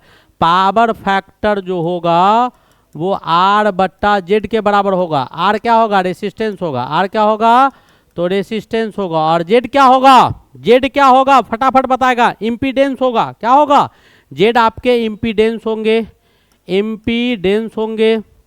ठीक है, और जब इंडक्टिव रेसिस्टेंस आएगा तो इंडक्टिव सर्किट आ जाएगा, सर्किट इंडक्टिव आ जाएगा, यानी रेसिस्टेंस उसका क्या हो जाएगा, जीरो। रेसिस्टेंस क्या हो जाएगा, जीरो। तो क्या होगा, पी एफ बराबर क्या हो जाएगा, आर आपके जीरो हो जाएंगे, जीरो बटा जेड। तो पावर इंपीडेंस क्या हो जाएगा, जीरो हो जाएगा। बिल्कुल, कौन सा ऑप्शन होगा, शून्य is your correct option, D is your correct option. बिल्कुल समझ में आ गया होगा। सिंस सर्किट के प्योरली इंडक्टिव है, प्योरली इंडक्टिव सर्किट दिया हुआ है, यानी प्योरली 100% इंडक्टिव है। ठीक है, यानी 100% वहां से करंट जा सकता है, वो तब जाएगा जब रेसिस्टेंस बेटा जीरो होगा। तो रेसिस्टेंस जीरो तो पावर फैक्टर जीरो। कौन सा ऑप्शन हो गया, A is the correct option. Next question क्या कहता है, the work principle of both hot wire ammeter and hot wire voltmeter is based on which effect of the current. क्या कहता है, तप्त तार आमीटर और तप्त तार वोल्ट मीटर दोनों का कार्य सिद्धांत धारा के निम्नलिखित में से किस प्रभाव पर आधारित है। तो चुंबकीय प्रभाव पर भाई, किस पर, चुंबकीय प्रभाव पर। ये बताने की आवश्यकता बिल्कुल नहीं लग रहा है। अगला क्वेश्चन देखिएगा, in an alternating circuit a resistance of 8 ohm. Alternating circuit दिया हुआ है, यानी वैसा current, alternative current AC current है जिसका मैग्नीट्यूड और डायरेक्शन दोनों बदलते रहता है। मैग्नीट्यूड डायरेक्शन क्या होते रहता है, बदलते रहता है। सर्किट में रेसिस्टेंस आपके दिए हुए हैं, आर कितना दिया हुआ है बेटा, 8 ओम दिया हुआ है। इंडक्टेंस आपको दिया हुआ है, क्या दिया हुआ है, इंडक्टेंस भी आपको दिया हुआ है, इम्पीडेंस आपको निकालना है। तो इंडक्टेंस को किससे डिनोट करते हैं, तो एक्स आपको दिया हुआ है 6 ओम दिया हुआ है, और आपको निकालना क्या है, तो जेड का मान निकालना है। तो आप पढ़े हैं, क्या पढ़े हैं, हम लोग पढ़े हैं, क्या पढ़े हैं, जेड बराबर R square plus X square. तो आर बराबर 8 का स्क्वायर, 6 का स्क्वायर, 64 प्लस 36 बराबर 100 बराबर 10 ओम। कितना, कौन सा ऑप्शन होगा, 10 ओम इज योर करेक्ट ऑप्शन। इस प्रकार आपका बहुत ही प्यारा सा लेक्चर जो था मैंने एंड किया। लेकिन याद रखिएगा, चैनल को सब्सक्राइब नहीं किए हैं तो सब्सक्राइब करो। मैं आपको विश्वास दिलाता हूं कि पूरे दिसंबर में, आज 21 तारीख बेटा हो गया, दिसंबर मंथ में आपका पूरा फिजिक्स लगभग खत्म कर देंगे। पूरा फिजिक्स आपको दिसंबर तक खत्म कर देंगे। अगला लेक्चर मेरा बिट नहीं कीजिएगा, अगला लेक्चर जो हम आपको ला रहे हैं वो पहला चैप्टर पर ला रहे हैं, और सारे के सारे क्वेश्चन बेहतरीन होंगे, एक एक क्वेश्चन बेहतरीन होगा, नो डाउट। अभी तक आप जहां कहीं भी पढ़ रहे होंगे, याद कर लीजिए कि वो सब चीज हम बताने जा रहे हैं, शायद ही उसमें से बहुत चीज ऐसा होगा जो आपके जानकारी में होगा, अन्यथा लगभग अभिज्ञ होगा। तो उस लेक्चर का आप वेट करेंगे। चैनल को सब्सक्राइब नहीं किए तो सब्सक्राइब कीजिए, लाइक शेयर कमेंट करना नहीं भूल रहा है, दोस्तों में भी शेयर कीजिए। अब आप लोग हंसते खेलते मुस्कुराते पढ़ते रहिए। तब तक के लिए best of luck, thank you, wait for the next lecture.